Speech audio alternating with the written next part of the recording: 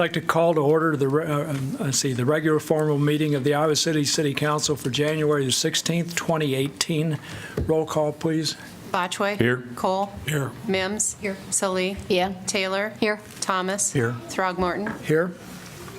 Item 2, Student Leadership Awards. I wonder if Natalie Buer, Kate Kilgard, and Michael Martin could come forward.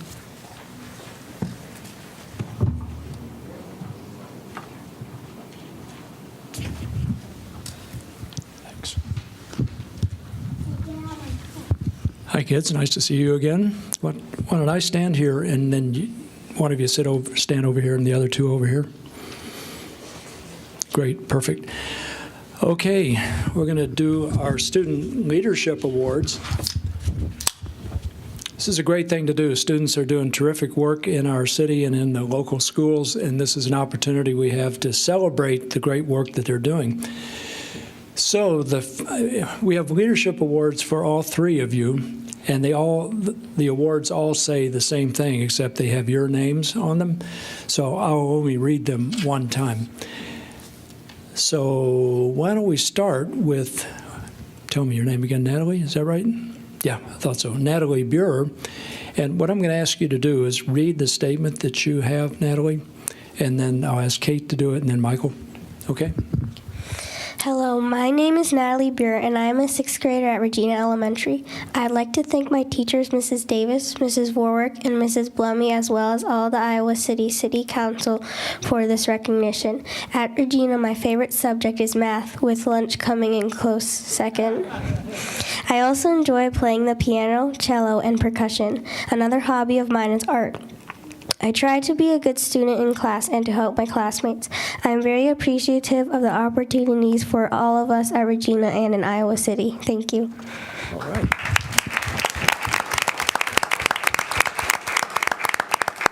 Sounds like you're on the way to being another Michelangelo, except, Natalie. Oh, I don't need to do that. All right, so now we'll turn to Kate. All right, why don't you say your whole name? Hi, I'm Kate Clickard. I'm very honored to have been chosen to receive the Outstanding Citizen Award for the City of Iowa City from Regina Elementary. I think I've been selected for this award for a few reasons. First of all, I help in Mrs. Nelson's second grade class for around 40 minutes on Tuesdays and Fridays. I participate in gymnastics and practice 5 days a week for 18 hours. I also think I got chosen for this award because I work well with others and I'm kind to everyone. Thank you.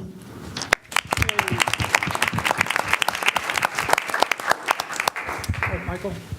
Excuse me. Can you go over here? Hi, my name is Michael Martin, and I appreciate being selected for this award. I think my teachers picked me for this award because I try hard in school and get good grades. I always try to help a classmate on homework if they need it. I help out at the St. Mary's Parish cleanup, and I am an altar server too. My sisters and I try to help out around the house and with whatever else my parents ask us to do. I enjoy playing sports like baseball and basketball, and for fun, I like to ride my bike, run, and read books. I again want to thank you for this award and to thank my sixth grade teachers for choosing me.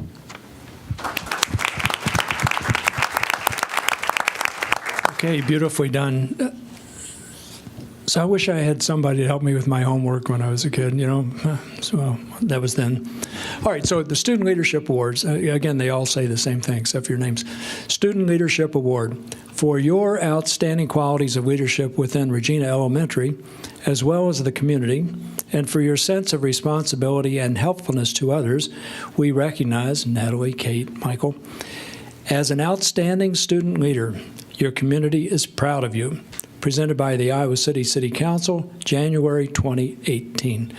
So congratulations to all of you. You're doing great work at Regina. You make us all proud, and I'm sure your proud parents are out there. I know they are. There he is right there. Mm-hmm. And there's another parent, I'll bet, right there, the grandmother. I don't know which. And you all have done terrific work for your kids, so congratulations to you as well. All right, so Natalie?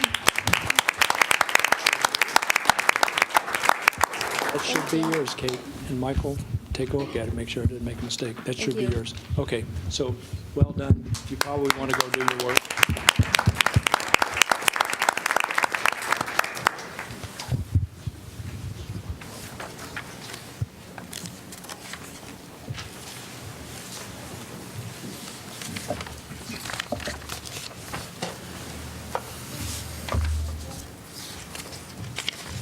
Before moving to item number 3, I want to make a short statement concerning a racist flyer that was recently distributed throughout Weatherby Park and its neighborhood, or throughout the Weatherby Park neighborhood.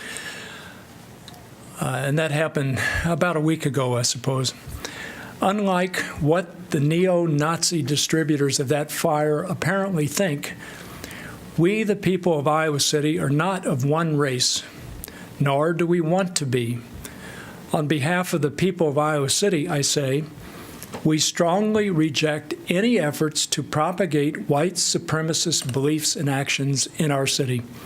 Such efforts are completely antithetical to our belief in the value of living in a diverse and inclusive community. So I am confident I'm speaking for everybody up here. We really reject that racist flyer. It's completely inappropriate in Iowa City, and I would hope in our state and in our country.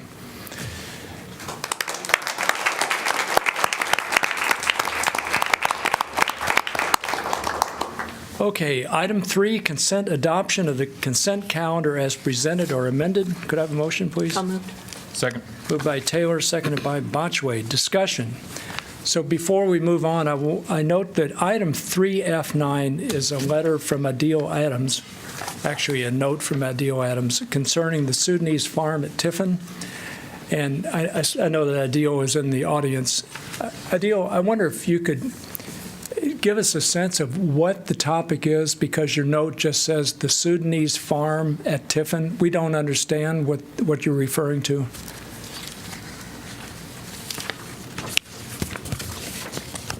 Good evening.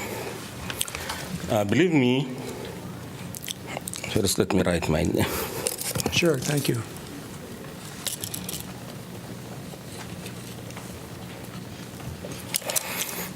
I didn't understand what it means.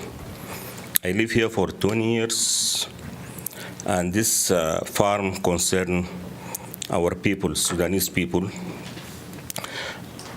There is only 4 women and 2 female, 4 females and 2 males. They got this farm in Melrose Avenue, and there is rumor they spend a lot of money on this farm, and some of them they told me almost like 30,000 or 20,000 or 10,000. I don't know how much, because they don't have any access to this farm.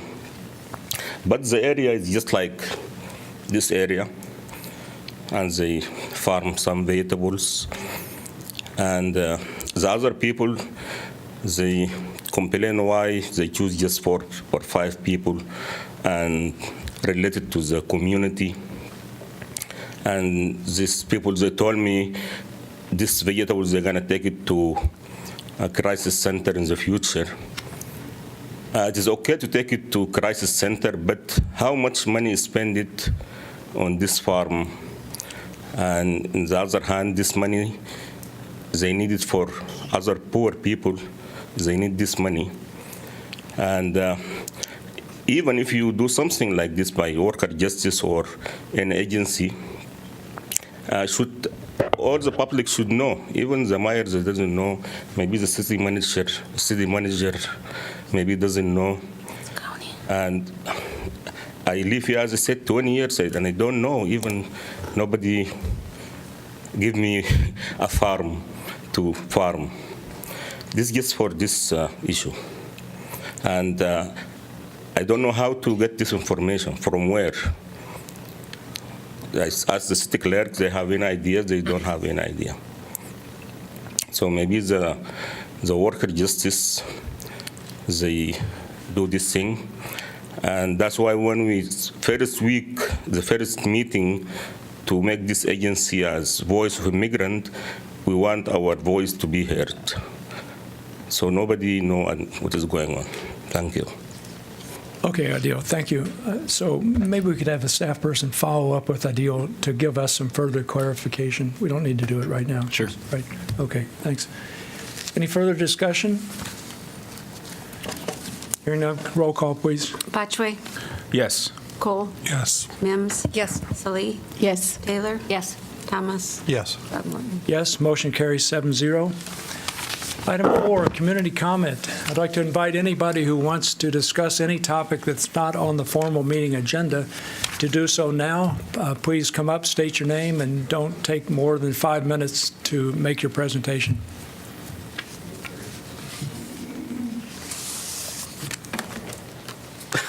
Should I just put the sticker in anyway, even though it's much larger than the line? Okay. All right.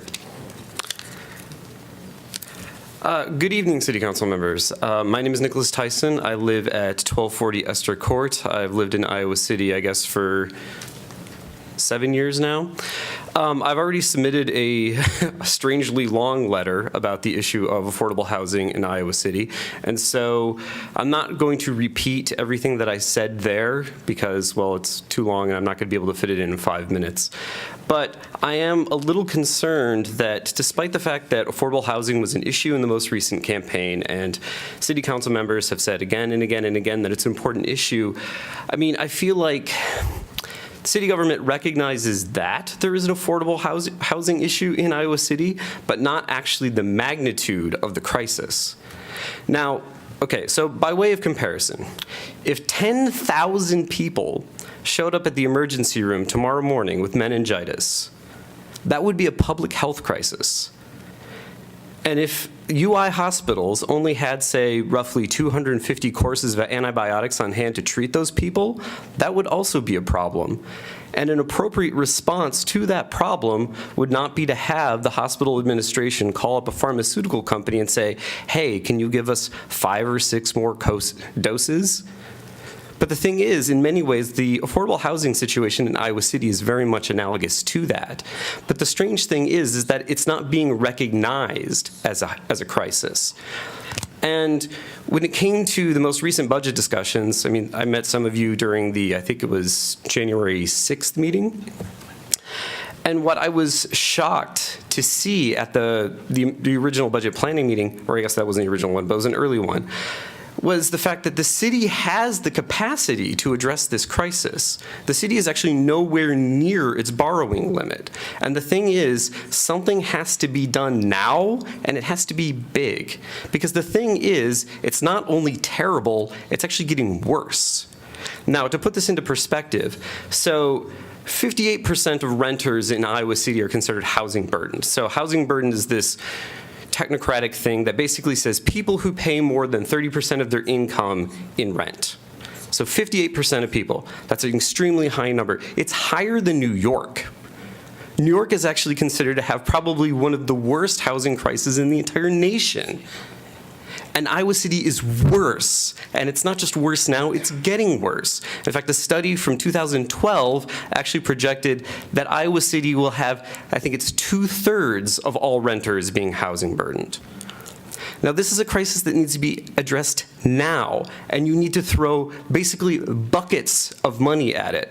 And so the thing is, the other thing that I was kind of shocked by at the budget planning meeting, and this is, I have, sorry, no animus towards the city manager, but when the city manager noted that the $650,000 that's being moved from the general, I believe it's the General Operations Fund, into the affordable housing bucket of the special enterprise funds, that $650,000 is nothing.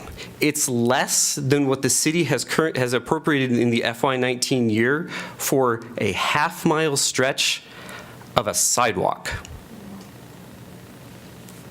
So I realize that everything that I had to say both in the letter and here tonight is extremely strident, but what I would like for City Council to do is actually recognize the magnitude of what is happening. Because the thing is, the more and more this issue gets set off to the side, the more it has a deleterious effect both on the local economy and our community. Because the other thing that this happens to do is that it concentrates poverty in very specific parts of our community.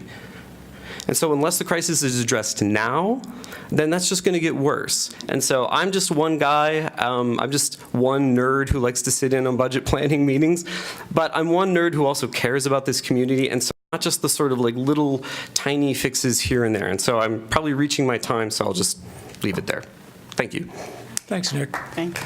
So Yeah, sorry. Could you, we can't get in a back and forth, but I wonder if you could send me an email so we could arrange a time to talk. I'd be Absolutely. very happy to talk with you about this. And I would also add that since I wrote a massive letter and there's a lot of detail in there, if anyone has any questions about anything that I wrote there, do feel free to ask me. I'm perfectly willing to correspond with anyone who wants to. And certainly, Mayor, I will set up an appointment. Great, thank you. Anyone else?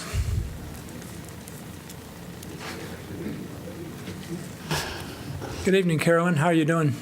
Pretty good, Jim. How about you? Pretty good? Too cold? I think of the days when I used to walk home in this kind of weather at night and felt perfectly safe. That was a long time ago. I don't know. I've been just looking through this cursorily, and I did not see an item in there about the Blackhawk Mini Park and the Ped Mall. And Yeah, we discussed it during the work session. We had a lengthy discussion about the pedestrian mall and the proposed improvements to it and how they fit with the capital improvements program and what the budget would be and that kind of thing, including Blackhawk Mini Park. well, what did you conclude? Well, we received a presentation about what's being proposed, and we instructed the staff to proceed with a base bid and also include 2 alternates to the base bid, and that we'd have basically separate consideration of the 2 alternates. And beyond that, I can't go into detail about it, but you could watch the work session on cable TV because it's televised. Okay, well, I'll try to do that. But, I'm fully in favor of fixing things that are obviously, in need of repair or change, utilities kinds of things, because those things, if allowed if left alone and not treated, are only going to get worse. But I really wish that people would try not to change the Blackhawk Mini Park and Ped Mall too much. It seems as though it's a sort of a space that people can hardly wait to get their hands on to change.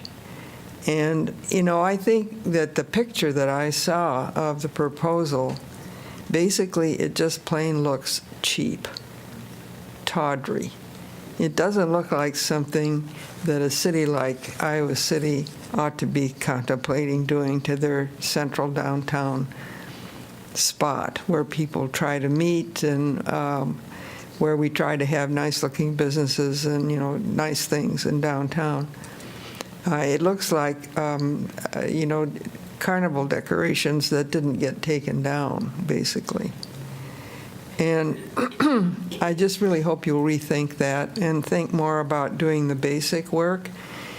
And I know that the funding for things, is very much put into one pot and then another, and you can't move money easily from one place to another.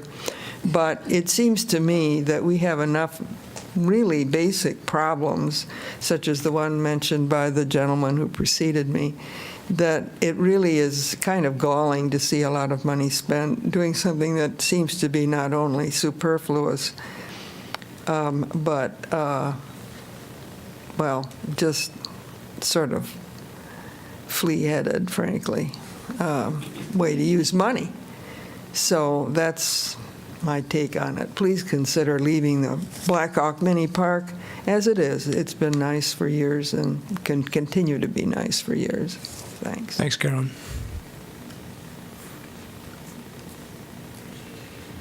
Anyone else? Please state your name. My name is Majid. I'm Adil's son. Hi.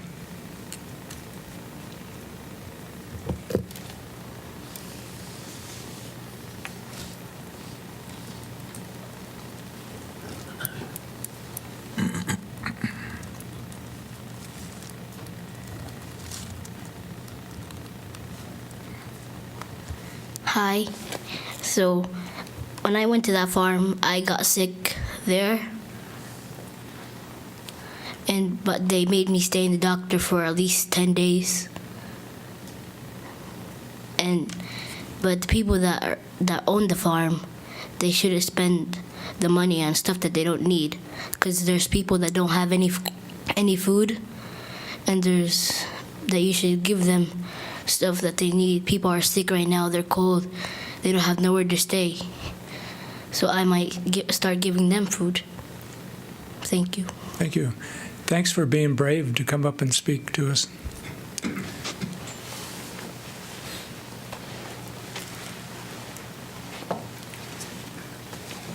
Hi, Nancy. Good evening. I'm Nancy Bird with the Iowa City Downtown District. I've got 3 points tonight, so I'll try and make them quickly. But first of all, congratulations, Mayor and Council Member Taylor, for your new position, and welcome, Mazahir. Very excited to have all of you to work with this year. I mentioned to Jeff earlier that we don't always come out and say thank you to the city for all the things you're doing downtown, but in the past several years anyhow, with the new equipment that the city has invested in to help support the cleanliness of downtown, I don't know if anyone's noticing it, but the streets, the sidewalks during the winter season this year are much better.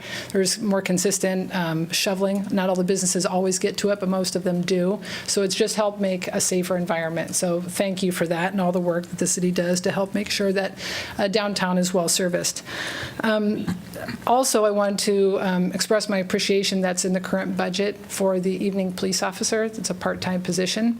It's incredibly important, and I think this police officer, similar to the daytime liaison that's worked so well, I think we'll see dividends played there in the evening as well. Those businesses need support in that role, just like during the day. So thank you for that consideration. We hope that stays in the budget. Other things I wanted to bring up were the downtown district's draft advocacy agenda, and there's several things just to bring up to your attention, whether or not you know about them or not, to start tracking. One of them is the state's liquor license reform. We have some committees scheduled around that, and we'll be participating in that effort because we think it's going to have a real impact on Iowa City in the future. So that's one. The historic survey that is currently out there, we'll be tracking that and the results and the recommendations made to you. The third is the form-based code for the north side and the charrette. Our businesses are very interested in that and want to participate in that process. And then last, I know there's a number of streetscape updates that are planned, and they have certain years for when they'll go into place. The one that consistently keeps coming up from business owners, especially on the north side, is a two-way conversion of Market Street. So, every time we have these conversations about streetscape updates, that one constantly keeps coming together, that's been talked about for years and years. So there's a lot of interest in that as well. And then last, just on the conversation with the pedestrian mall update, I thought they did a nice job with the presentation. I know that this is now coming to fruition, and this year and next year for the pedestrian mall update, it's going to be a big deal for downtown, as was the Washington Street update. We survived and thrived in that one. We look to do the same this year, so we appreciate the support during that time. And then I think with regard to the number of elements that you're looking at related to budget, the programming side, there's certain things that need to be there to help support the programming side, and the stage is a critical one. There's so much time and effort and money that goes into lighting and setting those things up that are really on the shoulders of nonprofits to do. If those pieces aren't there, then it's money out of their pockets to set up. The other one, too, is lighting. And we talk a lot about lighting and what it means. There's multiple layers of lighting in the plan. But the lighting in a commercial area in the city's living room, so to speak, it really denotes it as a commercial center, and it's so important for retail. Beyond the community as well. It's a nice setting and people like it, but it's really important to make sure people recognize it's an active business environment. So we'd advocate for those two pieces, especially along with all the other plans. And I think the electrical and the infrastructure are clearly incredibly important. And Jeff's right about getting it done right the first time, for sure. But those extra elements are really important. So I wanted to bring those up. Otherwise, thank you very much. I appreciate your time and look forward to working with you all this year. Good. Thanks, Nancy.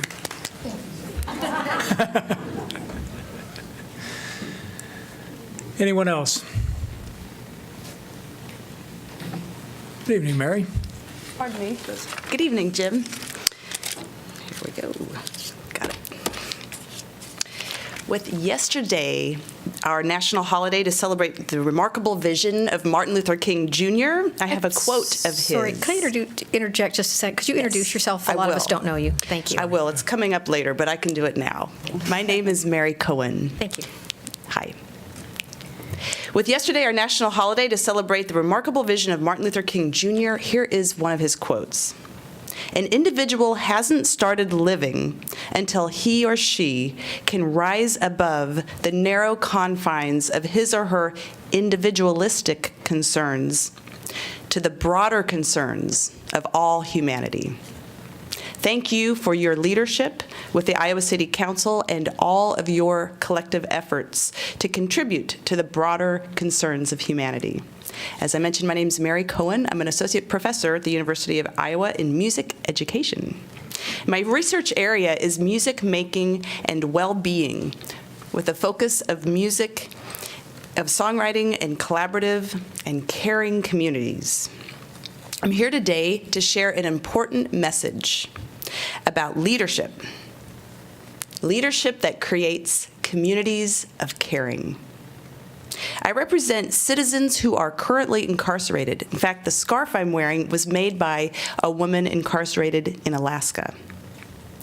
I represent restored citizens who have been released from prison, the brave and hopeful individuals who work in prison contexts, and survivors of criminal behavior who seek healing.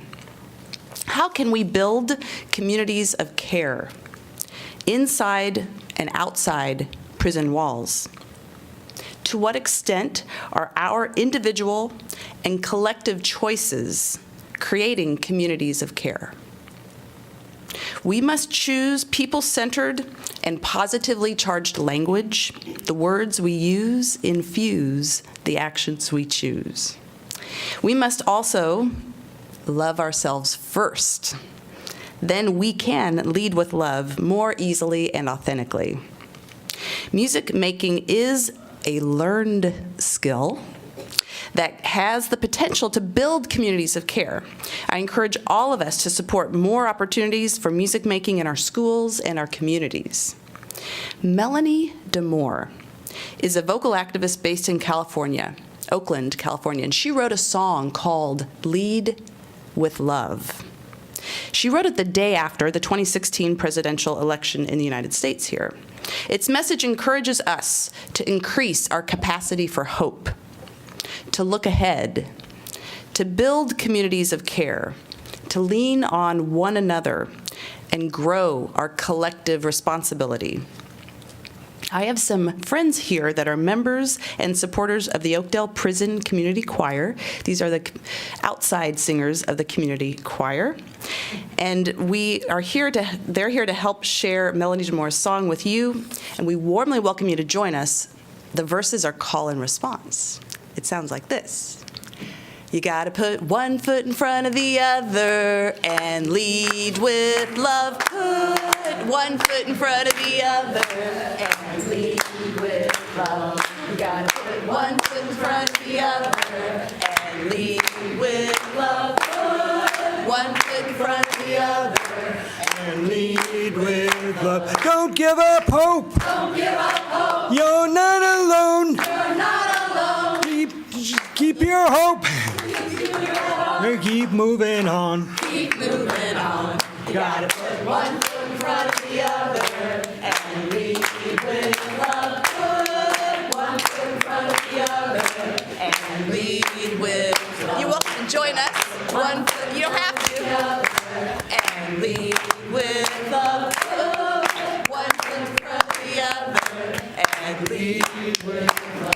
Lift up your eyes. Lift up your eyes. Don't you despair. Don't you despair. Look up ahead. Look up ahead. The path is there. The path is there. You gotta put one foot in front of the other and lead with love. Put one foot in front of the other and lead with love. You gotta put one foot in front of the other and lead with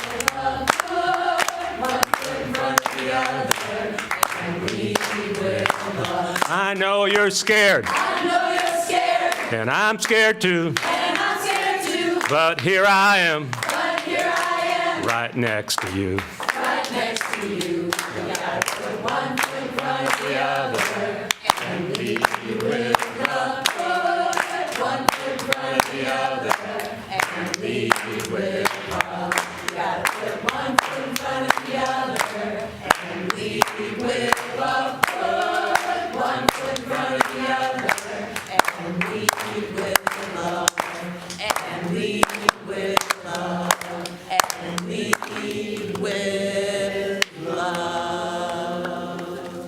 Thank you.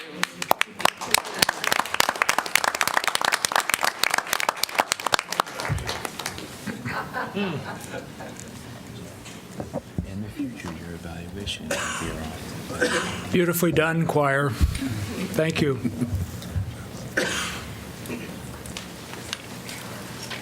All right. Because I talk about the items, right? But I can talk about something not in the agenda, right? You can talk about anything that is not In the on the agenda. formal meeting agenda. Right. Okay, I have another issue also regarding worker justice. I know worker justice is run by Mr. Richard, and I know Mr. Richard for 10 years. Since the first time Barack Obama elected, we worked together. And I know he ran this agency just like his NFL team. So he has the money, he can raise anyone, if he wanna hire anyone, he can do. And since yesterday we celebrate with Martin Luther King, the civil right, I want this agency to be heard by the voice of immigrant. Mr. Richard is just feel just like he's the master and we are the slave. I feel that because I went to a couple of times to work with him. This is my feeling towards him. We need this agency to be run by immigrant from up to bottom. We don't want somebody racism to run this agency. Now the immigrant, 75% is Sudanese. Nobody feel he is immigrant or he get any benefit from this immigrant. Thank you. Thank you, Adil. Would anyone else like to address this?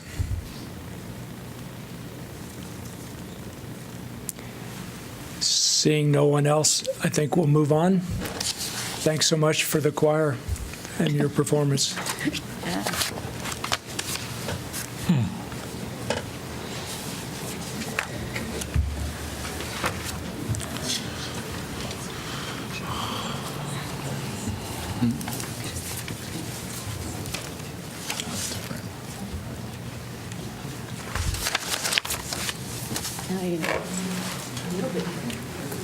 That was nice.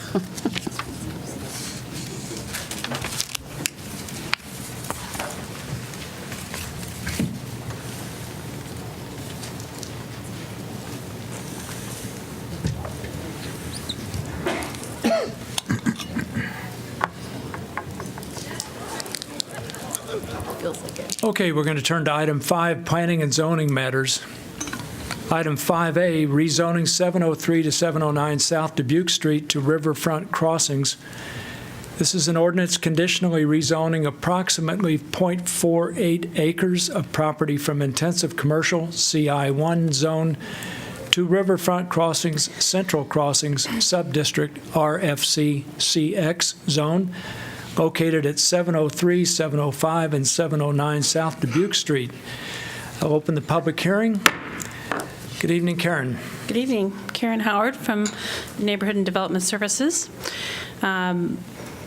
First of all, just a location map here to show the location of the subject properties under rezoning.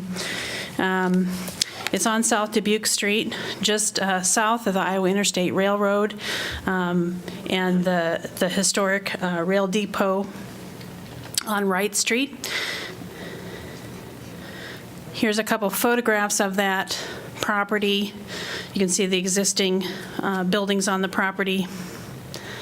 And you can see here on the right-hand side of the photograph, the historic Rock Island Depot, rail depot.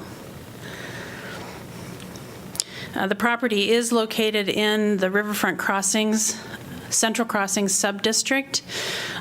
It's currently zoned intensive commercial. It is appropriate to rezone it to Riverfront Crossings and would be consistent with the Riverfront Crossings plan. The plan calls for, as you know, a high-density mixed-use development at a mid-rise in this particular subdistrict of Riverfront Crossings, allows 4-story buildings. And this is a concept drawing of the proposed building by the applicant. Shows a 4-story building with a step back after the 3rd story. It is a multifamily building. There's no commercial proposed on this particular site. Here's a footprint of that building. Located, as you can see then, south of the tracks, the railroad tracks. This is the location along South Dubuque Street. The University of Iowa owns the parking lot that surrounds this property. And so you can see how that would fit onto the existing property.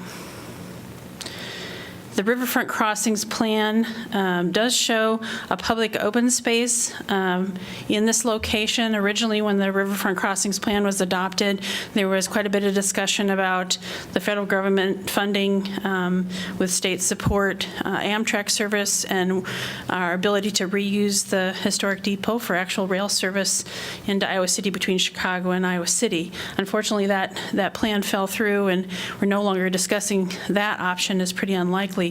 Also, to the south, there's the Crandick rail line, also runs along the south side. So there is something in the plan about the possibility of future light rail service in using that rail line. Given that there's some question about that as well, and if it does happen, it would be sometime into the future.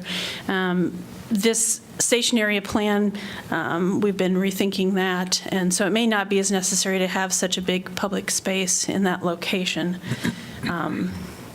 This, just to get oriented, here's Dubuque Street and Clinton Street. Shows the big plaza in between the rail depot and the between the 2 rail lines.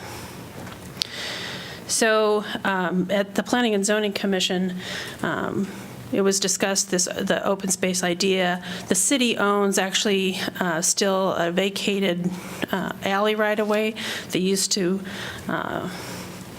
be a rear alley, like a lot of the blocks here that went north-south divide the block.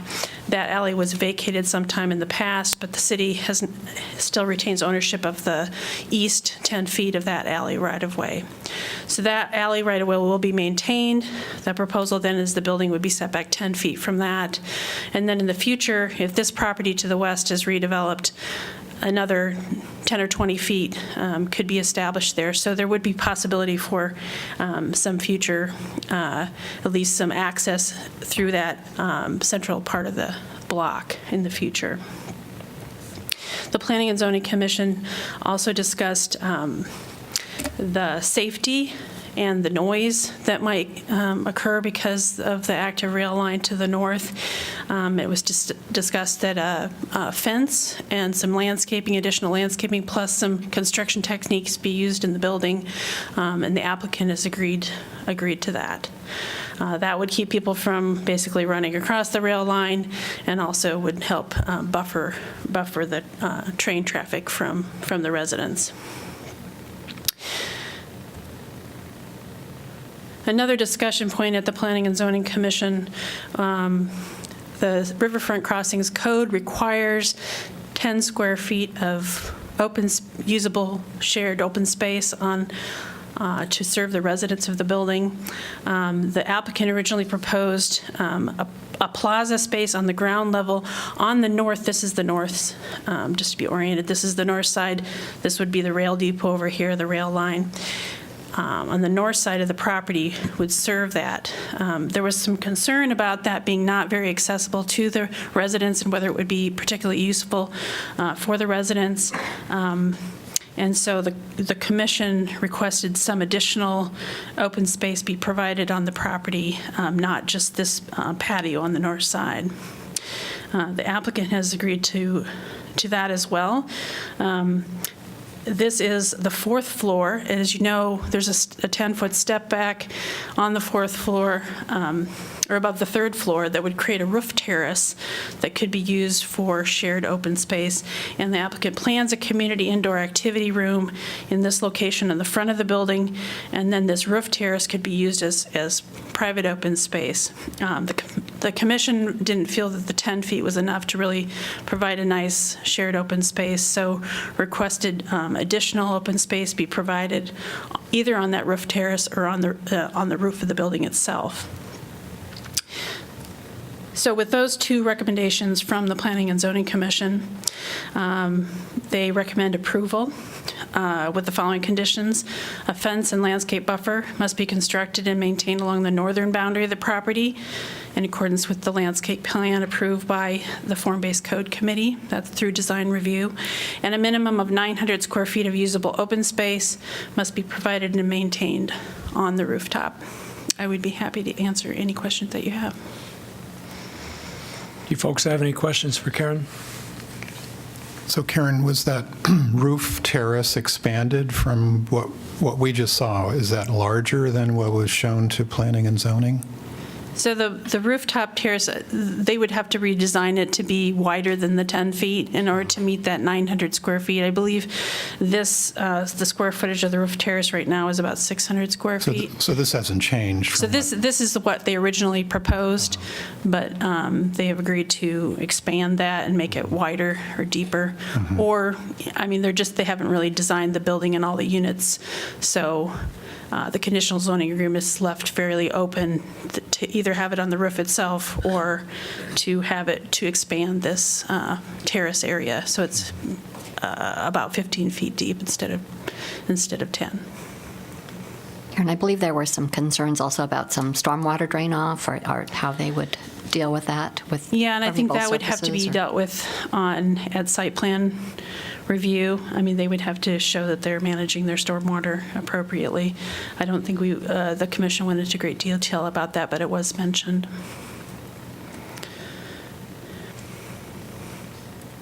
Other questions for Karen?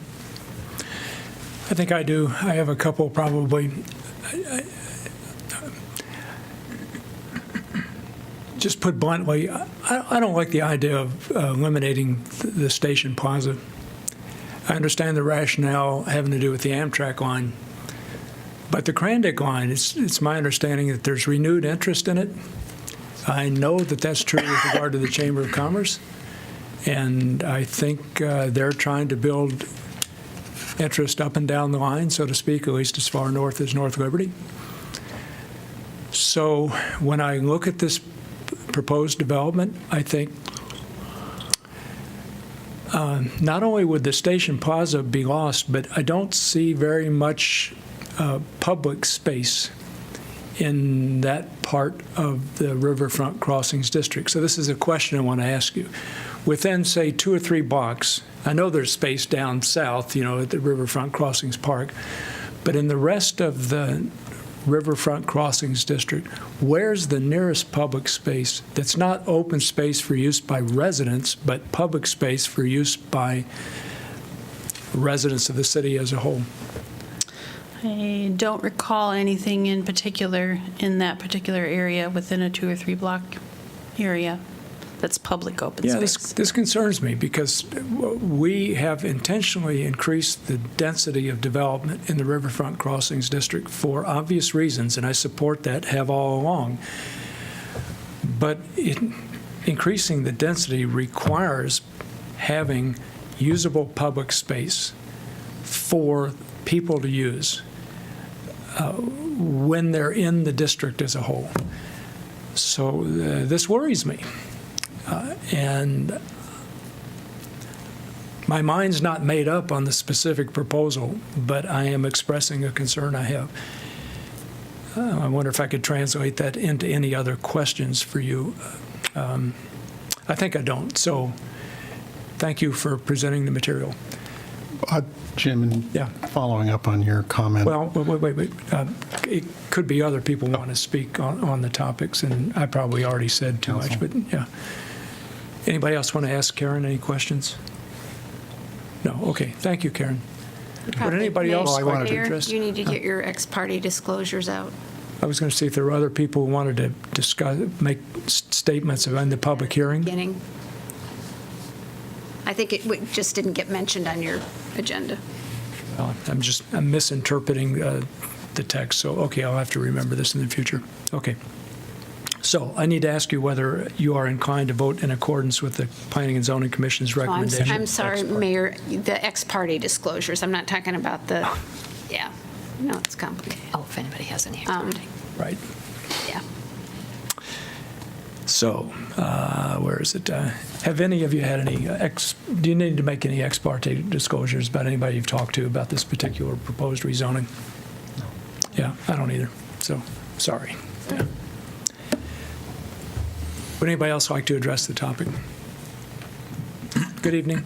Good evening. I'm Glenn Meisner with MMS Consultants. So I'm here on behalf of the applicant. I don't know the inner workings of all the space that has been required, the 900 square feet that has been asked to be put part of the conditional zoning agreement.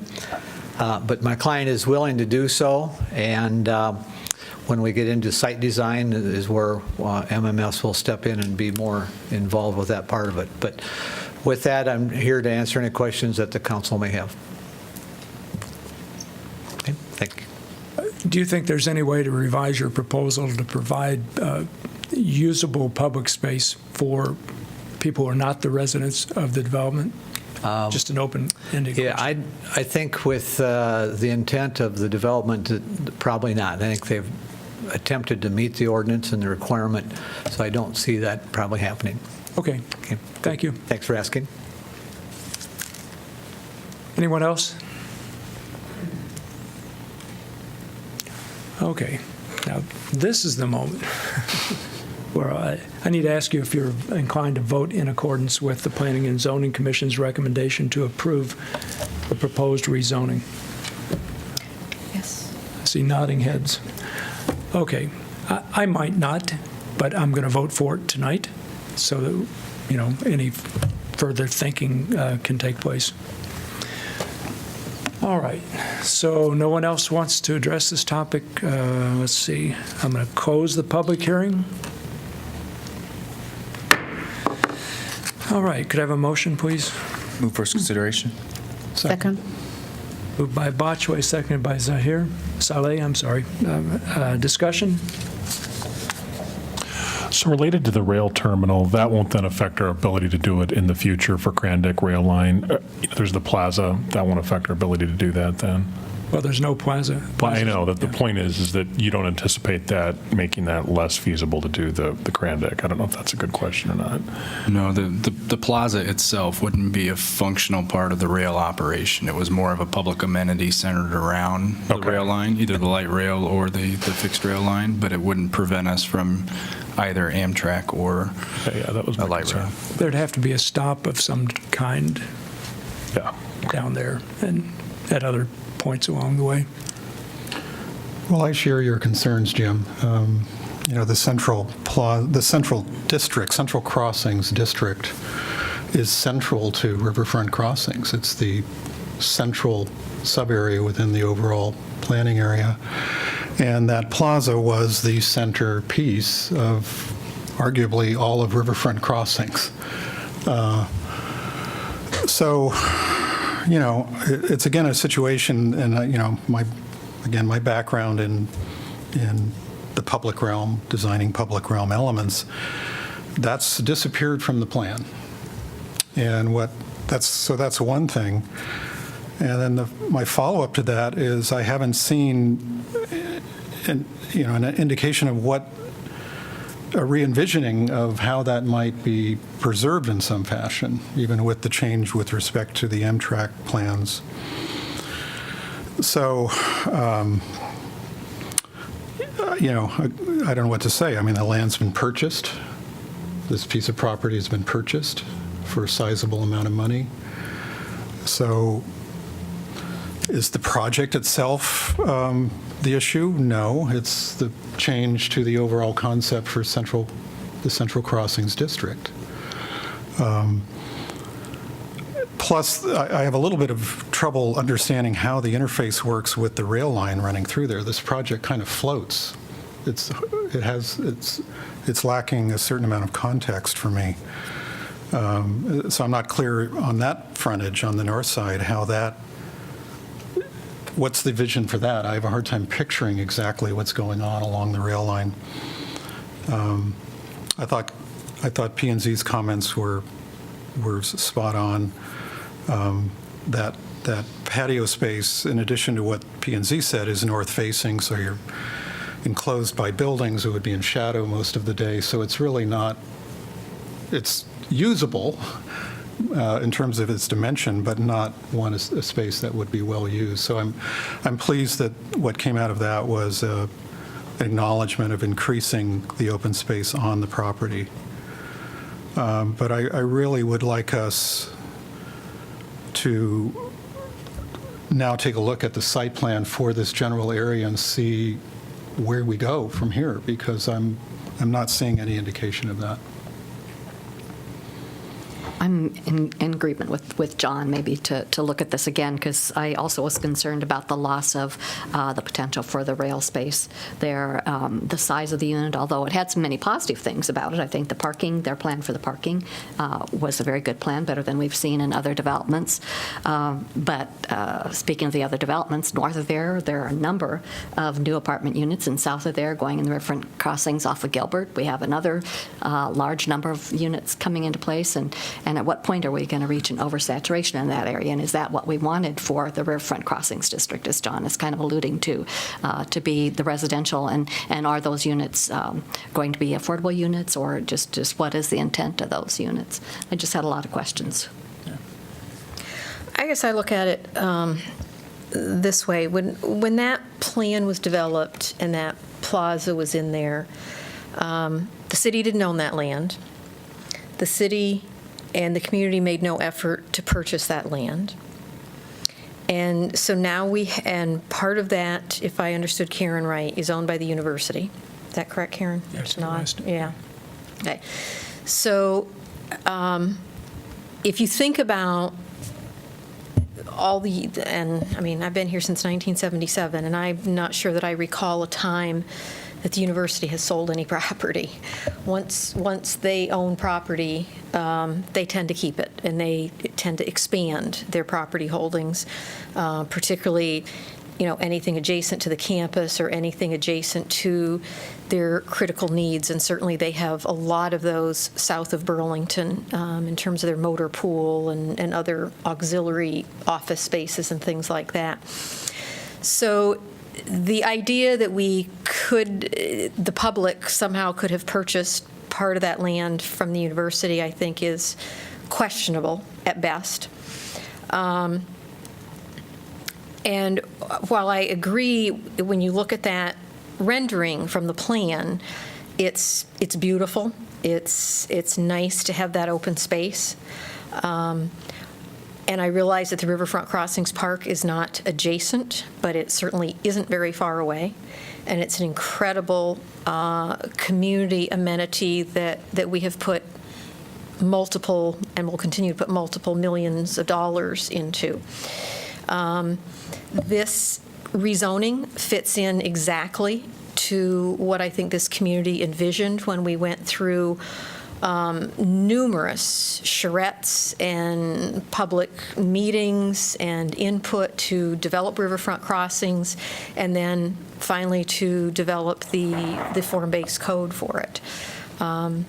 So while it's not perfect, I think it certainly fits very, very well into what we as a community, through all those public charrettes and all the public meetings for the form-based code, have really laid out.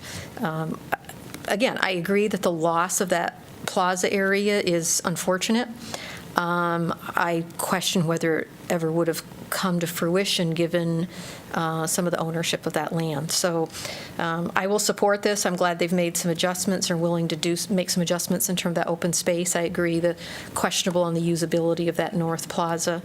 But I think there's certainly a lot more potential. I'm not concerned about saturation of residential units in riverfront crossings. I mean, that's what we planned for. When we rezoned it, that was the whole idea, that it was going to be higher density. It already has the affordable housing component to it based on that rezoning. We required that because of the upzoning. We can't sit here and ask the question, nor should we, of who's going to live in these units. That's, quite frankly, not our business as city government. Certain number will be affordable housing based on the zoning, and whoever lives in those or any other units, quite frankly, is nobody's business. And I get a little frustrated sometimes when that question keeps being brought up at the council. Well, gee, I wonder who's going to live in these units. It's our business to work on that affordable housing piece. It's our business if we are giving TIF dollars in terms of how much we're giving and maybe the cost of those units and what that means. But beyond that, it's not our business, whether it's students or whether it's young professionals or whether it's a teacher or a firefighter. And I think we have to be cautious about continuing to ask that kind of question because I don't think it's appropriate. And I think our attorney would tell us the same thing. Well, I mean, I don't want to speak for Eleanor. I do think it's appropriate. I mean, I think that, Mr. Tyson gave an interesting speech in relation to affordable housing in our community comment. And, I do think that, when we're talking about, I agree with the minutia around, particularly who's living where, but let's be honest. I mean, that is a conversation that we have to have, and if we don't have, we end up with the serious, I mean, for lack of a better word, segregation issues that we have in this community. And so, while I don't necessarily know that it's germane to this particular proposal, I don't want us to lose sight of it in asking that question with every particular proposal, like I've done previously in regards to affordable housing, because I do think it's important to consider. I think you're missing the nuance of what I said. Oh, possibly. Moving because on. affordable housing, yes, is important, but beyond whether it's affordable housing or not affordable housing, it's not our business as a council as to who lives in the property. Affordability, yes. Who lives in the housing? None of our business. Okay. That's my point. Okay. So I would agree with John. I'm left a little wanting with what was proposed. I think there are some elements here that could have been more streamlined based on the plan. I do agree with Susan in the sense that it is a purchased property. While I want more, I think that there's, this is in fitting with what we want or desire within this particular framework in the Riverfront Crossings area. I am interested, in some of Jim's questions and what that may come back, and if there's some changes that could be made, I would be interested in that. And so, as somebody who's agreeing and possibly wanting to see that, if you could take that back as a representative, I would be interested in seeing what changes could be made from that perspective. Again, I think Rocky's first question for me really solidified my biggest point in contention was the railway. And so if it isn't going to, I understand the implications of the plaza, if it isn't going to take a significant change in the railway piece away from us, then we can still have that conversation later on in conjunction with other communities. I feel a little bit differently as far as, wanting to move forward in this particular property. And so I'll be supportive of this and excited about, again, developing this area. I think this is what we've planned, and so I'm interested in wanting to see more from development, but also some of the questions that Jim has raised as well. I need to clarify because we're now talking about answering questions in the future and some future approval authority. This is where you exercise discretion at the rezoning stage. You don't have approval of the site plan, et cetera. So I just want to make sure you're clear about that. And I guess I'll go ahead and jump in and indicate that I am going to support this. I think open space is a critical factor that we really need to look at. But I think to Susan's point, while the millions that we're going to put in the Riverfront Crossings Park doesn't satisfy all the open space needs, it is such a huge park in relative close proximity to this development. I think that will adequately satisfy people's needs for that. While I would have liked to keep the plaza, it doesn't seem to be sufficient at this point. So I'm comfortable with the project. I think it's a nice, well-designed project. And I think, as I look at this particular area, I sort of channeled Jane Jacobs a little bit and think that I think a lot of the activity here is going to be along the sidewalk and the street. I think there may be some street festivals where they'll close things off, but that's sort of where I anticipate in terms of the social sphere really being in the sidewalk, not necessarily, squirreling away a tiny little plaza that people aren't necessarily going to use. I may be wrong on that, but I think that the park itself will satisfy the open space needs. Mayor, may I make a couple of comments regarding just how the plaza might function with rail? And Karen, if I could have you flip a couple slides for me and maybe go back to your first slide, actually, right there. You can notice just the footprint of this building goes roughly into the middle of the depot property itself. So I just want to give you some context on how big this open space would be. If you go to the next one, the master plan slide, Karen, you can see that part of the intent of the plaza was to frame the entire depot structure itself. So the question kind of before is if we wanted to force the dedication of this right-of-way, if you will, this green space, you're really cutting their building in half, the developable portion of their building in half. So at a staff level, given the state of where the rail conversations were, we had a hard time justifying telling the property owner that you could only develop that half of your property and the back half. That's one complication. And I want to just talk a little bit about the functionality of this plaza should we get rail in the future. And I spent my first couple of years here working hard on to try to bring Amtrak here, and was involved in a lot of the conversations at the state level and with the DOT on what that might look like. And a couple of things I want to point out to you. One, there was question, I think there still is question, whether the historic depot is large enough and whether that site is large enough to really adequately accommodate a passenger rail station. If Amtrak particularly is going to be successful, we would quickly outgrow that station and find ourselves in a very difficult situation because there's really no room for expansion around that. Plus, it's a historic facility, so it's not really a tear down and rebuild type of situation. So we spent a lot of the time towards the tail end of that discussion is exploring possibly having to put the rail station on the south part of the tracks, which would in and of itself end the plaza discussion as well, or at least force us to rethink about how we would design that space with any type of outdoor area. But if you put that aside, and if the rail station were to stay north, the whole dynamics of this corridor change dramatically.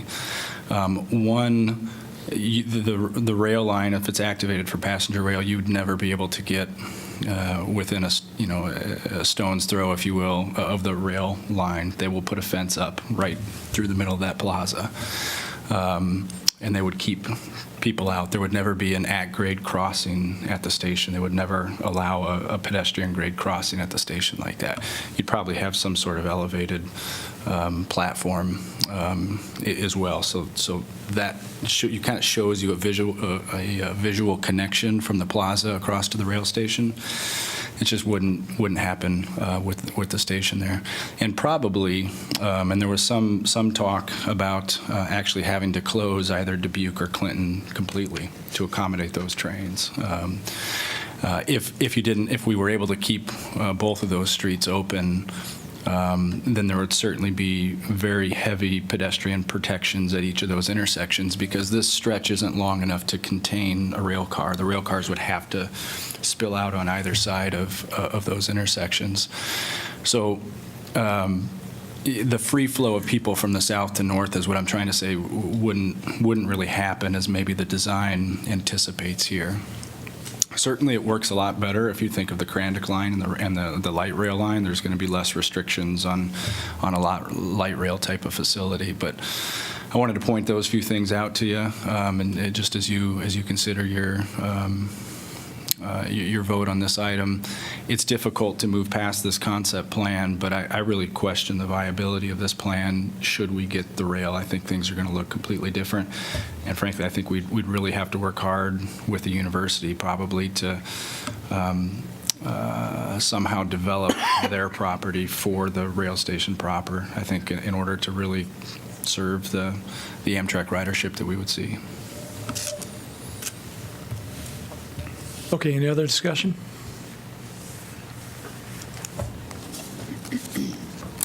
Hearing none, roll call, please. Cole? Yes. Mims? Yes. Salee? Yes. Taylor? Yes. Thomas? Yes. Throgmorton? Yes. Botchway. Yes. Motion carries 7-0. Item 5B, rezoning sensitive areas plan for Lincoln School. This is an ordinance rezoning approximately 3.6 acres of property from Neighborhood Public P1 to Planned Development Overlaid Neighborhood Public OPD P1 zone located at 300 Teeters Court. This is second consideration. Kingsley is going to have to recuse himself from this particular vote. Move second consideration. Do I need to ask about ex parte disclosures? Anybody need to report anything about this? No, I don't either. Okay. So motion, please. Move second consideration. Second. Moved by Mims, seconded by Thomas. Discussion? As I said when we first considered this, I'm very supportive of this. Since we supported the DO bond, it just makes sense that we would be supportive of this change. Neighborhood schools are an integral part of our community. It also allows for the AD accessibility and just has many positive things. I'm very much in favor of it. For me, I'm very excited about this project. Can't wait to see Lincoln Elementary School being the king. My kids go there, and I know this is really important project for the children there. Thanks. I'm in favor of it. Any other discussion? Hearing none, roll call, please. Mims? Yes. Salee? Yes. Taylor? Yes. Thomas? Yes. Throgmorton? Yes. Cole. Motion carries Yes. 6-0. Item 6, Kingsley.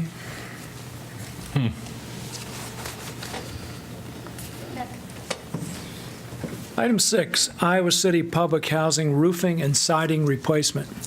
This is a resolution approving plans, specifications, form of agreement, and estimate of cost for the construction of the Iowa City Public Housing Roofing and Siding Replacement Project, establishing amount of bid security to accompany each bid, directing city clerk to post notice to bidders, and fixing time and place for receipt of bids. I'll open the public hearing.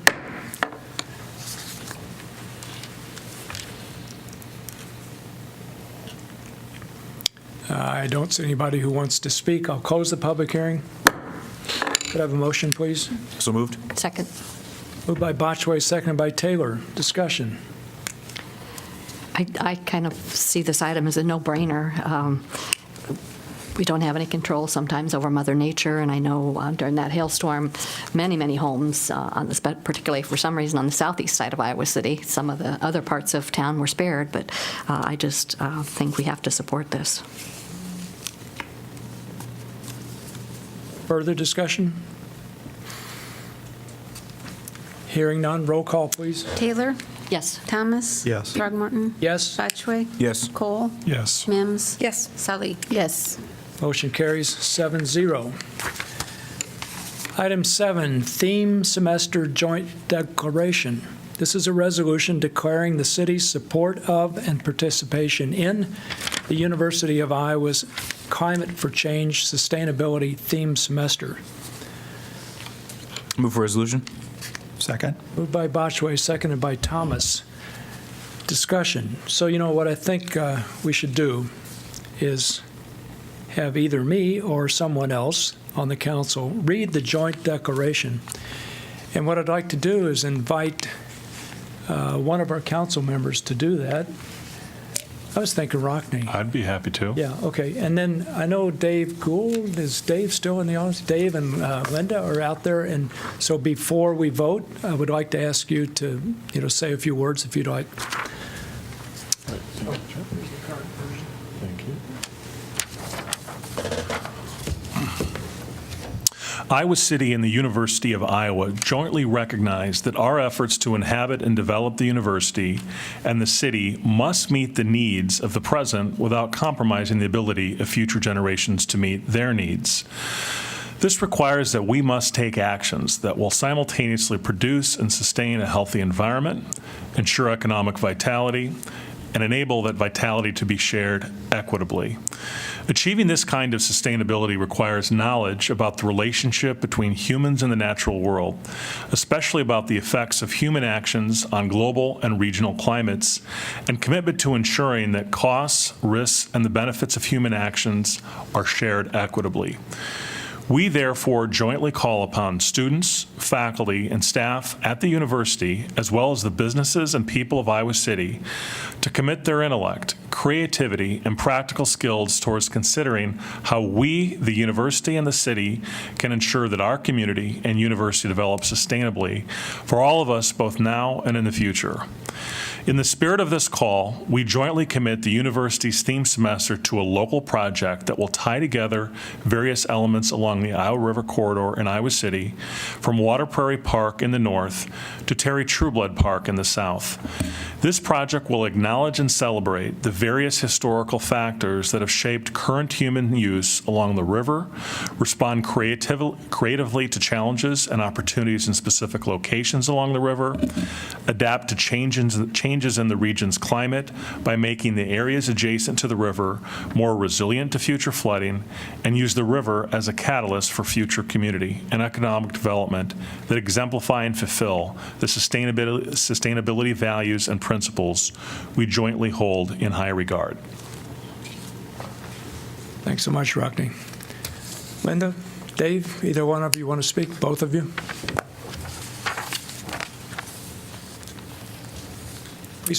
Please state your name and, Sure. yeah. Linda Snetzlar. I am the Associate Provost of Outreach and Engagement at the University of Iowa. And my feeling is that this joint resolution is something that is totally a win-win for our university, but also for the city. It's something that our president is totally behind, and thank you, Mayor, for identifying the idea. And one of the things that I think is incredibly important is that our students at the university learn best when they're actively involved in projects. And so something like this is incredibly important to critical thinking. It's also very important, I think, to eventually being able to apply for and work in jobs that will allow them to look at various sides to an issue. And so being involved in community is one of the greatest learning experiences we can offer our students. And thank you so much, Mayor. Thank you, Linda. I think Linda said it very well. My name is Dave Gould. I'm also in the Office of Outreach and Engagement, and I had the pleasure of sitting in on the meetings between the mayor and the president. And I just want to say it was a very proud moment for me. I've spent 30 years living in this community with really two communities, both the university and Iowa City. And the idea of the university using its mission of education to serve the city and to collaborate on something that's meaningful for all of us, I think is a very noble pursuit. So I'm very grateful for this and hope it's the first of many. Thanks, Dave. Linda and Dave, please share our thanks to President Harold for working with us on this proposal and the initiative, and we're pleased to be able to work with the university during the remainder of the semester. Yeah. Ashley, we had a question earlier in our work session about other theme semesters, what they were. So Ashley's going to tell us what she knows, and if you know more, please feel free to elaborate. It's just as simple as I did a quick search just to give you a background about the theme semester. It started, I guess the idea came about in 2014. The spring semester of 2015 had a food for thought academic year concept. The spring 2016 was a just living, so exploring social justice activities. And last year's spring activity was Our Lives Online. So thinking about global system of connectedness, networks, the future of technology. So. Great, thanks. Makes me wonder what's next. All right, any discussion among council members? I just had a quick point. I think we've got a joint entities meeting coming up. This looks like something I would think we might bring up so that the whole community, Board of Supervisors, et cetera, would know what we're doing. Sure. Could add it to the agenda. No further discussion? Roll call, please. Thomas? Yes. Throgmorton? Yes? Botchway? Yes. Cole? Yes. Mims? Yes. Salee? Yes. Taylor? Yes. Motion carries 7-0. Thanks. Item 8, assessment schedule.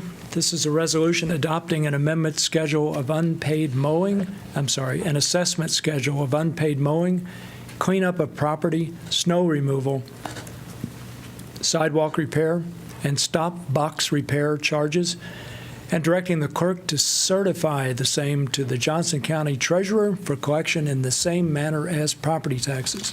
Move the resolution. Second. Moved by Mims, seconded by Botchway. Discussion? Hearing none, roll call, please. Throgmorton? Yes? Botchway? Yes. Cole? Yes. Mims? Yes. Salee? Yes. Taylor? Yes. Thomas? Yes. Motion carries 7-0. Item 9, council appointments. So we are going to make appointments to, I think, 4 separate boards or commissions. We have to decide who to appoint. Let's do the Airport Zoning Commission first. We actually have 2 vacancies and 2 applicants to fill those 6-year terms. The applicants are Dennis Keitel and Matthew Walford. Walford's currently serving his first term. Correct. One of those needs to be a female, though, so you'll have to defer one of those. I think the gender balance requirement is through, if you go to the second sheet. Oh, I got you. It's the Right. first one. Yeah, Through March 5th. thanks for clarifying that for me. Okay, so we're going to have to defer one of the appointments, but we can do the other appointment, right? And it doesn't matter which other appointment we do? Okay, so, Well, it should be the full term that you appoint to that has no requirement. okay, so the full term. Well, I don't know, The older one, the 16 through 21. 16, oh, okay. So that's the one we would appoint to? 9D. Yeah, okay. So do you have a preference, folks, about Dennis Keitel or Matthew Walford? So help me again. We don't normally re-up after a first term, or is it after a second term? After a second. So I'm going to nominate Matthew Walford. And I'll say my reason. Mainly, it's just because we've heard some comments, I believe it was related to the property off Gilbert, Southgate Development, and he particularly mentioned that he lives off the approach of one of the runways, and that's just been something that's been considerably mentioned. So that's why I made my decision compared to the other applicant. Any objection? Nope. I agree. Okay, so we'll appoint Matthew Walford to that term, the one that, item 9, whichever it is, 9D. So then to clarify that, if there are no female applicants by March, After March 5th. then we could consider. Correct. Okay. Okay. All right, the next is the Board of Adjustment. We have 2 applicants to fill a 5-year term, Ryan Hall and Dennis Keitel. Have we resolved the question pertaining to Ryan? Yeah, okay, so. As far as. Well, we passed the deadline for there being any kind of gender requirement. There's no balance. Okay, so it becomes moot. Okay. So do you have a preference, folks, about Ryan Hall or Dennis Keitel? I would nominate Ryan Hall. Me too. I agree. That nomination. I'd support that. Okay, so it looks like Ryan Hall. Recuse. Oh, just to note that Rockne recused, right, from that vote? Well, we haven't really voted yet, have we? Yeah, when we get to it, so maybe we should do that separately. I then, should do right? them separately then. Okay, so let's yeah. do a vote on 9D. Could I have a motion to appoint Matthew Walford to the Airport Zoning Commission? So moved. Moved by Cole, seconded by? Second. Zoe? All in favor, say aye. Aye. Opposed, motion carries. All right, Board of Adjustment. Could I have a motion to appoint Ryan Hall to the Board of Adjustment? So moved. Moved by Botchway, seconded by Saleh. All in favor, say aye. Aye. Opposed? Motion carries. You might note that's a 6-0 because. Yeah, I Correct, understand. correct, thank you. Cole recusing. All right, the next is the Community Police Review Board. We have one vacancy to fill an unexpired term. We received 6 applications. I think we have a female requirement on this. There are 3 females who have applied: Sharon McDonald, Royce Ann Porter, and Claire Rose. No, Kristen Johnson also, so there are 4. Do you have a preference? I would support Royce Ann Porter on this. I would too. She has a lot of community involvement with this, including already a great relationship. I've seen her relate to some members of the police force, and so I think she would be excellent with this.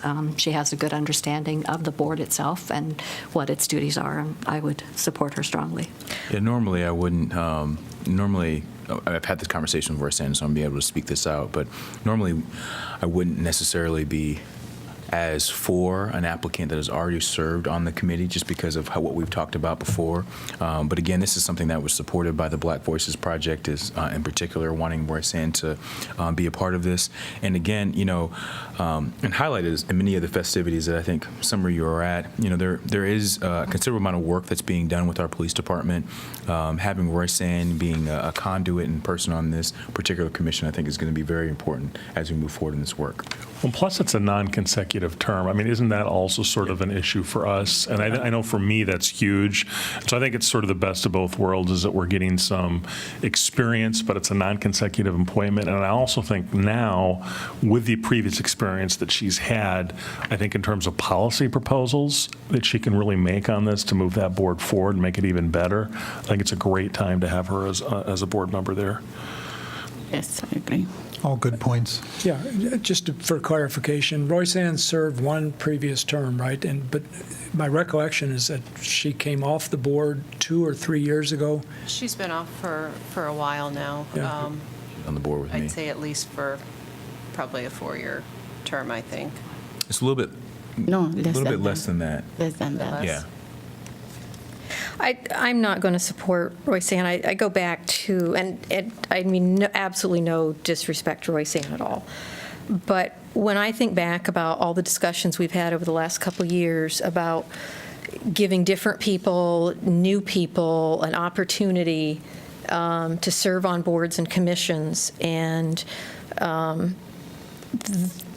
we have other people who have shown an interest, and I think some of these people have shown repeated interest in different commissions. To me, this is going against that, and I realize it's not consecutive terms, but still, one of the things I asked Kelly about during the break tonight, and I'm going to look at it in more depth, and certainly no one council member dictates to any of our appointees, but I'm really interested in seeing if we can somehow establish a database of people who have served on the various boards and commissions, and what boards or commissions and over what time periods. Because I think that's really important as we look at as we're appointing people, you know, that we're not just, people are going from one commission to another, and we're not really getting that turnover and giving other people within the community an opportunity. I don't have any strong feelings about any of the other 3 women, but again, I think it's that issue of giving other people that kind of opportunity, you know, when other people have already served. And I went back also and looked at attendance, and quite frankly, there's attendance issues from prior service, which concerns me. So I think having that kind of database would be useful. How far back do you think it should go? Kelly and I had a little bit of conversation, and I mean, I know staff's really busy, and like she said, it wouldn't be very hard moving forward. It would be harder going back in terms of the time commitment, in terms of generating all that data, but 5 years? Yeah, I mean, we'll have to see. I'll talk with her some more and with Jeff and stuff too, and maybe see what looks reasonable and come back with a proposal for council I or something. think as long as there's a reasonable time frame in mind, it'd be useful to have that kind of information. Sure. I'm just sensitive to how long it would take staff, Yeah, sure. time commitment to doing it as well. so. I just think with that, we have to be cautious of a double standard that sometimes we have done. Just earlier when we did appointments to the assessors commission, so we reappointed those same folks again. There are some commissions that are a challenge. Some are a challenge, but we can't. I don't think we can have that double standard of one commission versus another. And you'd mentioned it, Susan. You said it quite plainly that some of those other women that applied are interested in 2 or 3 other commissions. So, what is their true interest in the one commission? I think we have lots of people that have applied for multiple commissions. And as I said to John earlier when we were talking about it, I think we as a council have forced that with the way we do the applications now. Because it used to be that people applied whenever we had an opening. So we were doing this at almost every meeting or every month or every other month, at least every other month, we were making appointments. We as a council made a distinct decision that we were spending so much time appointing people that we were, I can't remember, did we move this to once a year, theoretically? Twice a year, okay. To doing it only twice a year if we didn't have these odd vacancies that came up because of people resigning. So when people know that they only have the opportunity twice a year, then they may not realize when they're applying what's going to be open and when it's going to come. So I believe that we have basically forced this on to the applicants to indicate an interest in more than one board or commission because you don't really know for sure when somebody might resign or exactly what's going to come up. So I don't think it's fair to hold it against somebody because they've indicated an interest in more than one board or commission. Yeah, I agree in principle with what you're saying. I think in this case, and it was reaffirmed by what Kingsley mentioned, that Roy-San has support for this also in the community that's affected by this commission. So I think, in general, I would certainly always lean towards someone who hasn't served on commissions over those who have. But in this particular instance, I think there's a pretty strong case. Mm-hmm. Okay, I hear support for Roy-San Porter. It's not unanimous, but I hear support. All in favor say, do we have a motion on the floor? So moved. Yeah. Second. Moved by Botchway, seconded by Soleil. All in favor say aye. Aye. Opposed? Aye. Motion carries 6-1. Well, motion carries, Mims in the negative. All right, do the Public Art Advisory Committee. Nancy Purrington, it was when we went through this one not too long ago. I'm not quite sure That's right. how this came up after what Susan was just mentioning. But in any event, she's someone I know personally, is also very passionate about public art and has been engaged in the community of artists in Iowa City for some time. Go ahead.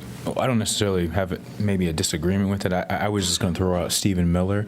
The reason why was a particular conversation at the CLP where I specifically told everybody, hey, apply to commissions, get out there.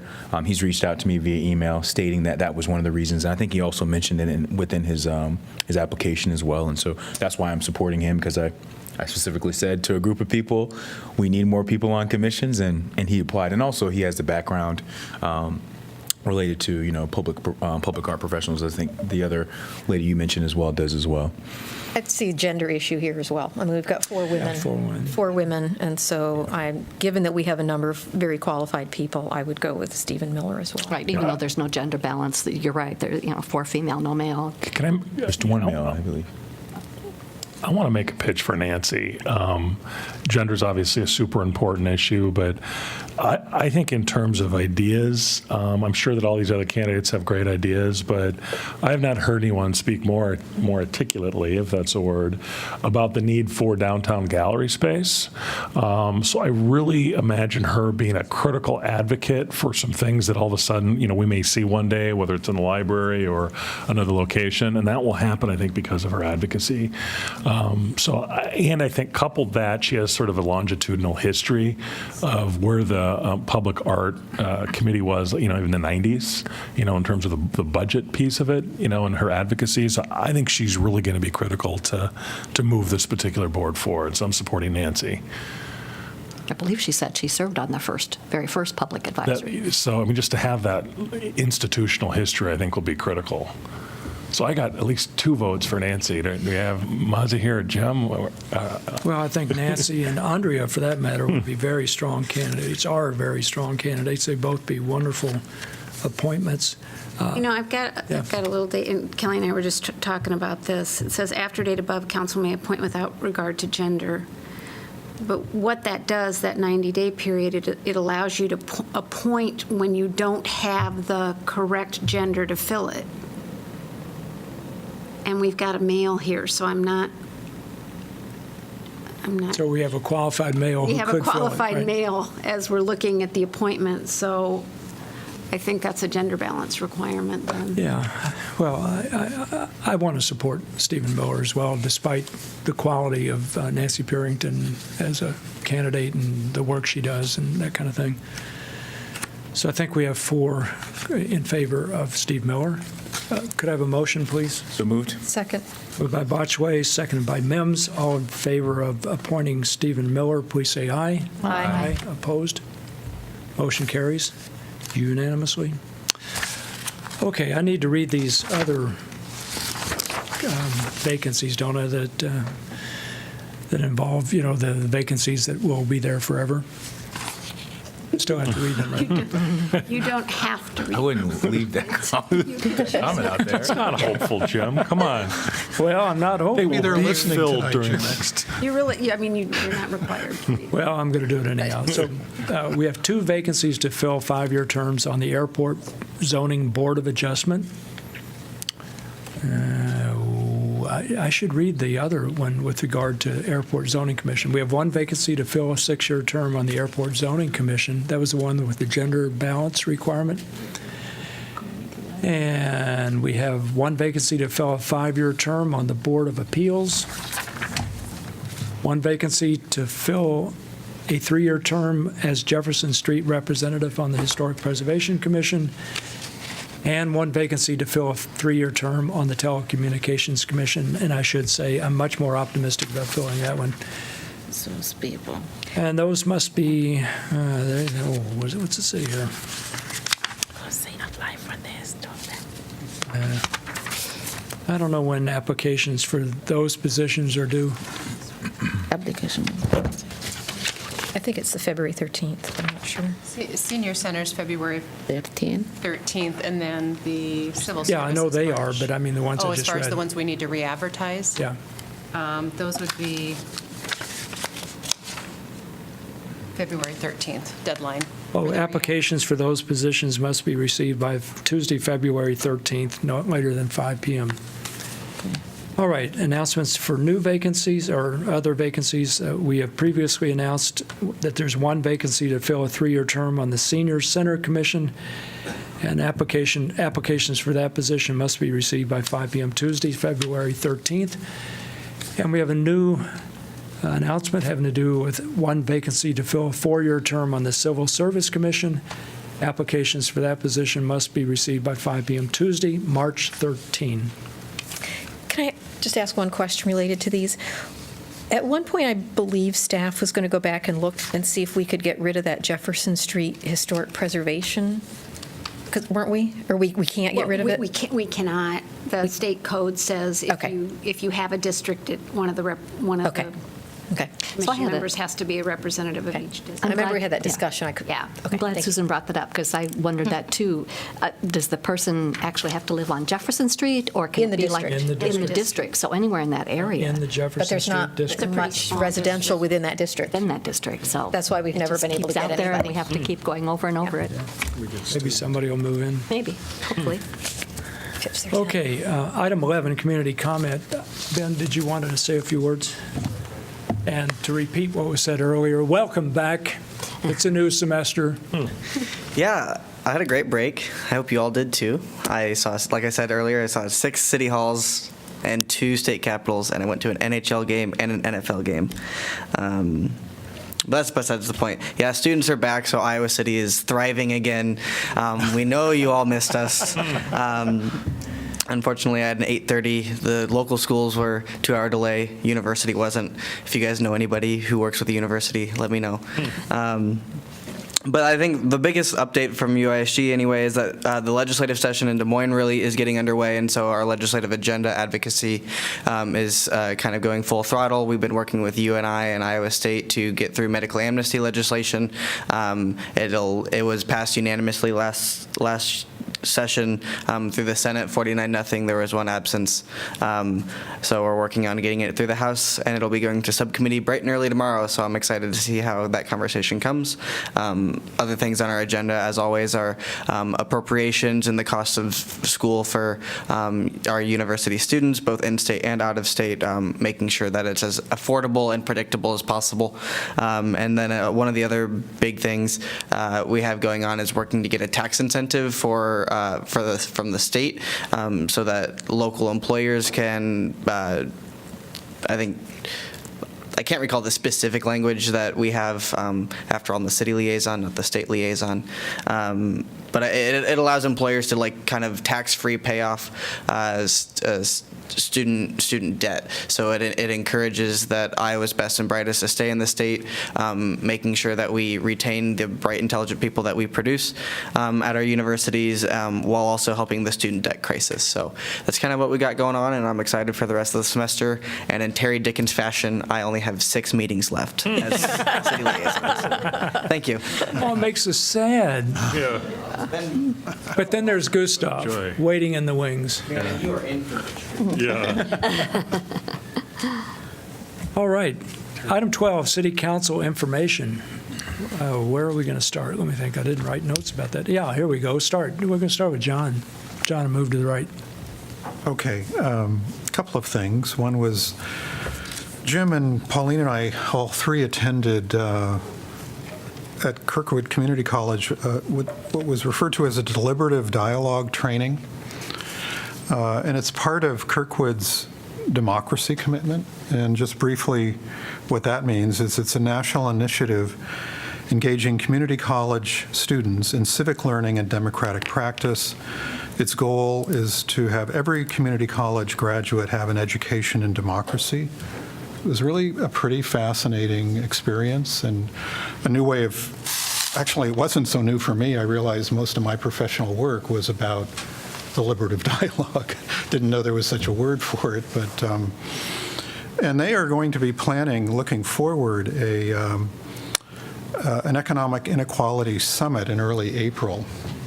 So that's something to look forward to and see how that, how that plays out. But I had a great time, and I thought it was a really interesting way of thinking about how we arrive at decisions on matters that are complex, and that deliberative dialogue can really help with that process. I just want to thank everybody for all the work they did for the Martin Luther King events yesterday. Great day at Grant Wood with lots of people and lots of activities, and particularly the town hall meeting. I think I know Jim and John and Pauline and I were all there during the town hall. I'm not sure if other people were still there, but good discussion. I think it's very indicative. My husband and I were having this conversation last night, very indicative that if you look back to the civil rights movement of the 60s and then start yourself into the early 70s, while there's certainly been improvements, nowhere's near enough. whether it's in terms of educational disparities, socioeconomic disparities, incarceration disparities. There's still a lot of work to do, way too much work to do. But I think the town hall was an interesting start. I think the point of that is really trying to increase the dialogues that we have within the community and between different members of the community, and trying to, it's not necessarily fixing it all at once, but finding small and incremental ways as well as big and bold ways that we can make improvements. And I think that's really important. And again, I just want to really say thank you to all the people involved in organizing and volunteering for the events yesterday. It was really good. Certainly a number of things on our calendar. We've got an economic forecast luncheon tomorrow in Cedar Rapids. I know a number of council members are going to that. We have there's an open house coming up at the free medical clinic. Boy, I just wrote it down, but I'm not sure when that is, but that's in our packet. Friday, the 26th. Yeah, so just encourage people to make sure that they're looking at those events. It's been nice to start seeing some other council members at some of these events as well. And we'll just keep moving forward. New year. Good deal. Pauline? It's been a very busy last few weeks. John and Susan have mentioned some of the items. We certainly can't say that Iowa City shuts down during inclement weather. I was very pleased to, and I know many of the others in the group attended the new fireman pinning for firefighter Parker. It was great to see him, young and enthusiastic about joining the city crew, and it was such a wonderful ceremony. This tradition, the chief had talked about it being traditional. It's not like we just hire these folks and they start work. They go through this very formal ceremony, which was really wonderful.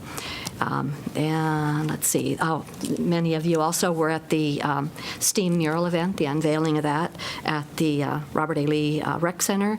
It truly is beautiful. It exceeded my expectations of what it would look like. It was just amazing.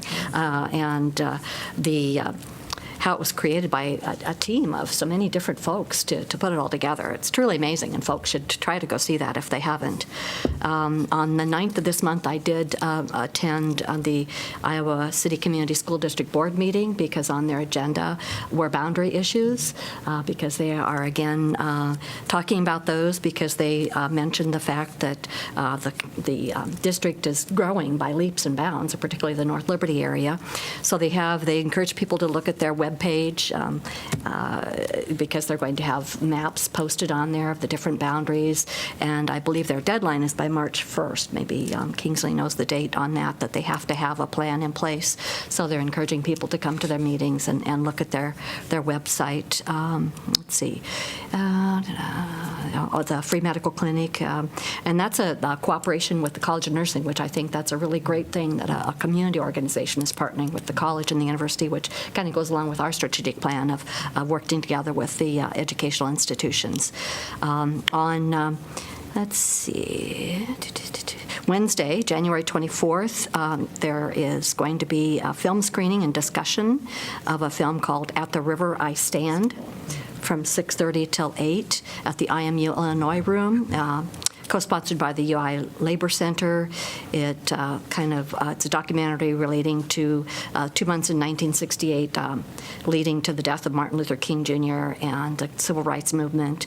The UI Center for Human Rights is also sponsoring that, so that sounds like a good event. And let's see. That's it. So I would concur with Pauline on the STEAM mural. I wasn't able to be at the event, but I will say this. So I'm glad you posted the picture, but one, you got to work really hard to move that windmill. I was trying to spin it, and it was taking me some time while another person was on the bench laughing at me, also laughing at me because, the video that plays within the little house there, and it's not big enough for me. So I just want to make sure that's out there as the thing. I understand that it's for our kiddos. Susan already mentioned as far as thank you, but I want to just say a special thank you for Rakisha Harrington. She did a good job. I was on a number of emails in relation to planning the event and doing some of that work. There were other people that were a part of that committee that were wearing T-shirts on that particular day as well. I was not able to be a part of that conversation, but I was in the prior one on Saturday, and there will be another one, a community roundtable, on January 22nd beginning at 6:30 at Old Brick Church. So it was another opportunity for community to engage and have some conversations. I attended the Englert Rebirth Brass Band. Just want to say, Englert, keep up the good work. It was an amazing event. This Saturday, I'll be attending the Stand Up and Speak Out event at 2 p.m. at the Iowa City Public Library. That's in conjunction with the Iowa Youth Writers Project, and doing a lot of work around getting our students to speak out related to various issues. I will be attending an improv comedy cage match. It's similar to Whose Line Is It Anyway? And I am old enough to know what that is. And it's on January 19th at 7 p.m. at the West High Opstead Auditorium. That's it. I really don't have a lot to report, but I had a busy, long weekend, and I've been a key speaker at Woburn Elementary School for Martin Luther King. That was good with the children and everything. Saturday, we had International Night at Lincoln Elementary School. Sunday was busy, and by the way, Sunday people were calling me to complain about the snow because the city is closed, and they saying that what the procedure, and I don't have an answer for them, but what the procedure when the long weekend and people are not cleaning the sidewalk, especially in Pheasant Ridge area, a lot, like 2 people fall on the sidewalk, and it was really bad and nasty. And they would like to complain about that. I give them the number for the hotline, I guess, but I don't know what's the procedure when the city is closed. Is that something they have to wait even if the city is closed like 3 days, or for Jeff?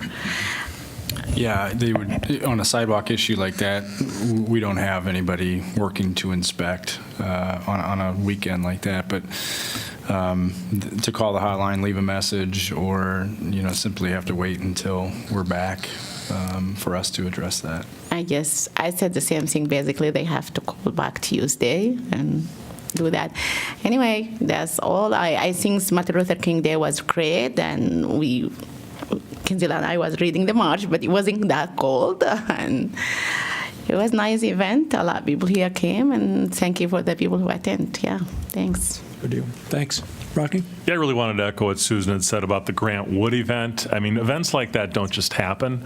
The amount of planning that must have gone into that, the march, getting the police cars lined up, the music, the food, the entertainment, the dance, and I'm so always incredibly impressed with how talented our young people are.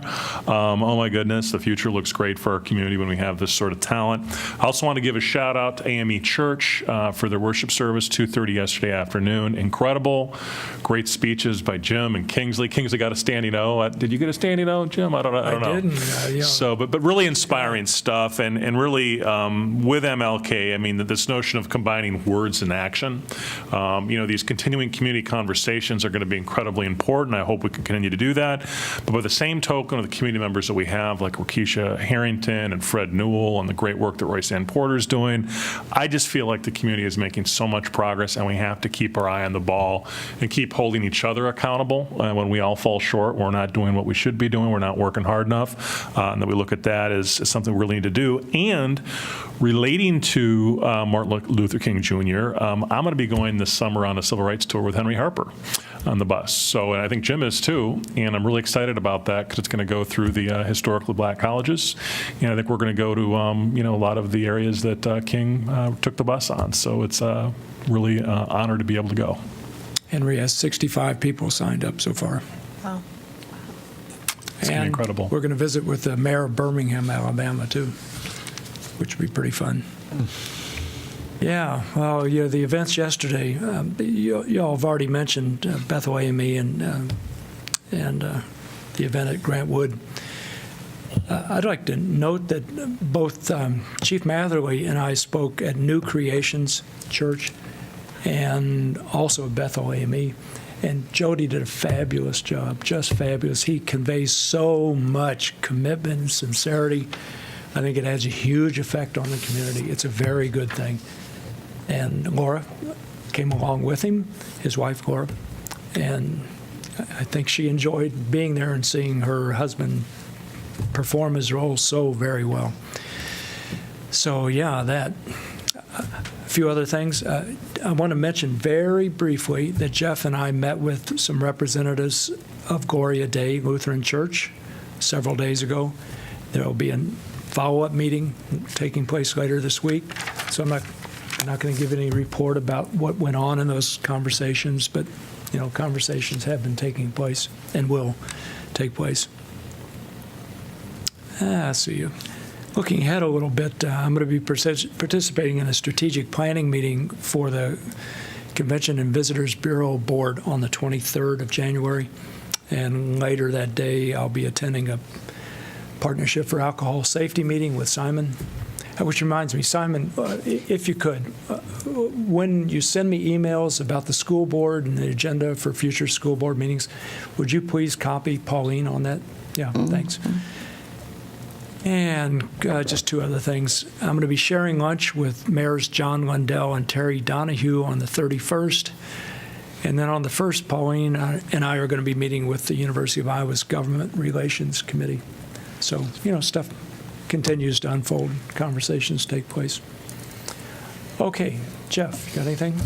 I'll defer to Ashley. Okay.